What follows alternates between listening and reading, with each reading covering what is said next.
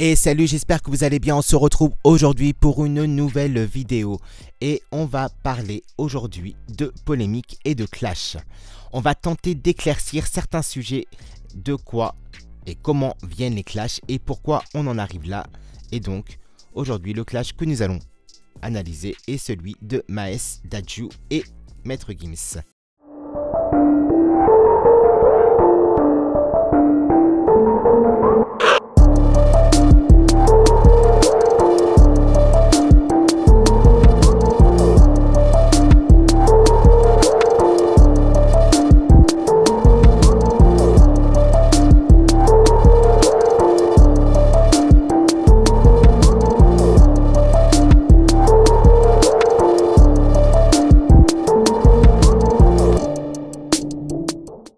N'oubliez pas de me rejoindre sur les réseaux sociaux qui s'affichent juste là et surtout sur Instagram où je suis le plus actif. Vous pouvez aussi me retrouver sur mon autre chaîne avec Claudia et Clément qui s'appelle Erreur 403 où on fait des petits challenges entre amis et des parodies. Allez voir et amusez-vous bien. Abonnez-vous, likez et partagez. Enfin, vous connaissez le truc quoi. Tout commence par une interview de Maître Gims et Dadju actuellement au Sénégal pour donner un concert. Je vous laisse la voir juste là. Maël, vous connaissez Maël? L'artiste Maël? Pas encore. Il a fait un feat avec Bouba, ce garçon. Maës, j'ai dit Maël. Maës, qu'est-ce qui m'arrive? En fait, il y a une chanteuse qui s'appelle Maël. C'est pour ça que je suis un peu loin. Maës, vous connaissez? Ouais. Il est bon, non? Non.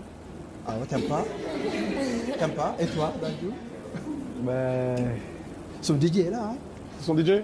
Non, c'est pas Dollar, c'est DJ Pims. Non, le DJ il doit être très bon. Ah, mais lui, non? Non, je sais pas, je connais pas ces Qu'est-ce qui se passe? Non, vous avez pas des du tout. antécédents avec? Pas du tout. Il a fait un duo avec Bouba, là. Ben c'est bien. C'est bien. Moi j'ai déjà fait un duo avec Booba. Il n'y a rien? Moi aussi j'ai déjà chanté avec Booba. Ah ouais? Bien sûr. Très bien, parfait. Dans cette interview, Maître Gims semble ne pas connaître ou ne pas apprécier la musique de Maes. Après avoir vu cela, Maes a répondu assez violemment en insultant Gims avec le hashtag ZuluGang, qui est directement une attaque raciale ainsi que d'autres insultes.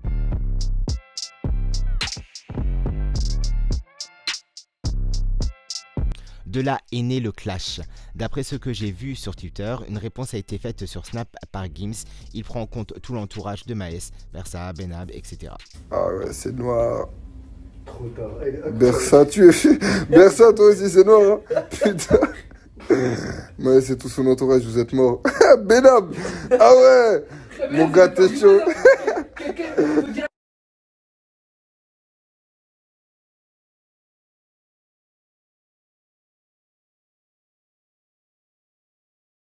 On se retrouve bientôt à un clash à la Booba et Caris.